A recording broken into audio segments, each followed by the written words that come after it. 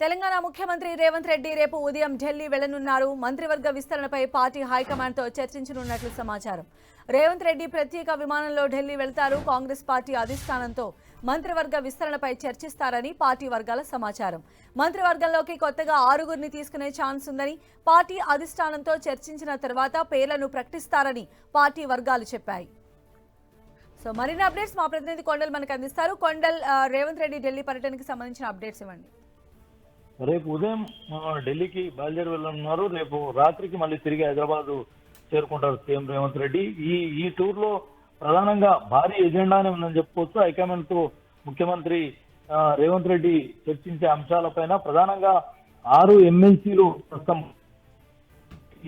సంబంధించిన అభ్యర్థులకు సంబంధించిన పార్టీలో ఎవరికి అవకాశం కల్పించాలన్న దానిపై అధిష్టానంతో చర్చించే అవకాశం ఉంది. ప్రధానంగా ఈ 6 ఎమ్మెల్సీల్లో 2 గవర్నర్ కోటాలో ఉన్న ఎమ్మెల్సీలు గత ప్రభుత్వం దాసోహ్ శ్రవణ్ సత్యనారాయణ ఇద్దరిని గవర్నర్ కోటాలో ఎంపిక చేసి పంపిస్తే ఆ ఫైల్ ను గవర్నర్ రిజెక్ట్ చేసిన సంగతి మనకు తెలిసిందే. ఈ నేపథ్యంలో ఆ 2 ఖాళీలు మిగిలిపోయాయి.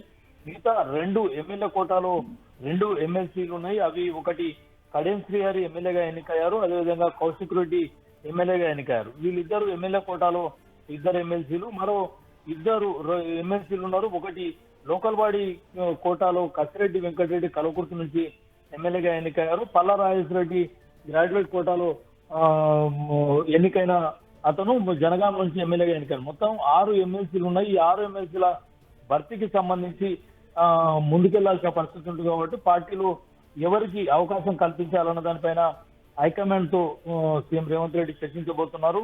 ఇంకా ప్రధానంగా కేబినెట్ విస్తరణ అన్నది ఒకటి మిగిలింది. ఎందుకంటే ఇప్పటికే 6గురికి మంత్రుల వర్గంలో తీసుకునే అవకాశం ఉంది. ఈ నేపథ్యంలోనే ఈ 6గురికి ఎవరికి అవకాశం కల్పించాలన్న దానిపై కూడా అధిష్టానంతో చర్చించబోతున్నారు. ముఖ్యంగా ఆదిలాబాద్, ఉమ్మడి నిజామాబాద్, అదేవిధంగా హైదరాబాద్, రంగారెడ్డి ఈ 4 జిల్లాల నుంచి ప్రాతినిధ్యం ఇప్పుడు లేదు. వీరికి ఈ 4 జిల్లాల్లో ఎవరికి అవకాశం కేబినెట్ లో కల్పించాలన్న దానిపైన చర్చించబోతున్నారు. దీనికి సంబంధించి కూడా ఒక క్లారిటీ వచ్చే అవకాశం ఉంది. Sandhya, right Kondal. CM Revanth Reddy tour నేపథ్యంలో పొలిటికల్ హీట్ పెరిగింది. మంత్రి పదవులపైన ఊహాగానాలు మొదలయ్యాయి. ఎవరెవరికి బెర్తలు దక్కనున్నాయనే అంశంపై జోరుగా చర్చ సాగుతోంది. ముఖ్యంగా 3గురికైతే పదవులు గ్యారంటీ అనే టాక్ వినిపిస్తోంది. ఇంతకీ తెలంగాణలో మినిస్టర్లు కానున్న ఆ 3 ఎవరు? రాబోయే పార్లమెంట్ ఎన్నికలపై దృష్టి పెట్టింది కాంగ్రెస్ పార్టీ. తెలంగాణలో ఉన్న 17 స్థానాల్లో మెజారిటీ సీట్లను కైవసం చేసుకునేందుకు ప్లాన్ చేస్తోంది. ఇందుకోసం ఎంపిక చేసిన స్థానాల్లో ముఖ్యమైన నేతలను బరిలో దింపేందుకు వ్యూహం రచిస్తోంది. వారిని ఇప్పటి నుంచే రాష్ట్ర ప్రభుత్వంలో భాగస్వామ్యం చేయడం ద్వారా ప్రజల్లోకి వెళ్లి ఓట్లు రాబట్టాలనే వ్యూహం రచించింది హస్తం పార్టీ.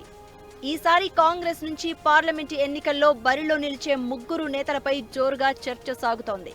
అసెంబ్లీ ఎన్నికల్లో టికెట్ దక్కని అద్దంకి దయాకర్ను క్యాబినెట్లోకి తీసుకుని వరంగల్ పార్లమెంటు బరిలో దింపాలని యోచిస్తోంది కాంగ్రెస్. ఇక హైదరాబాద్ పార్లమెంటు స్థానం నుంచి పోటీ చేయాలని చూస్తున్న ఫిరోజ్ ఖాన్ కు సైతం మంత్రి పదవి ఇవ్వాలని చూస్తోంది.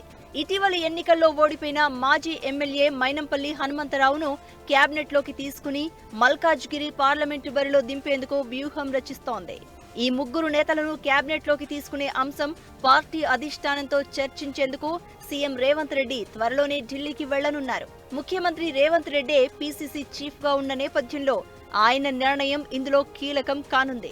ఈ 3 నేతలను మంత్రివర్గంలోకి తీసుకోవడం ద్వారా కలిగే లాభాలు, పార్లమెంటు ఎన్నికల్లో వచ్చే సత్ఫలితాలపై ఆయన పార్టీ పెద్దలకు వివరించనున్నారు.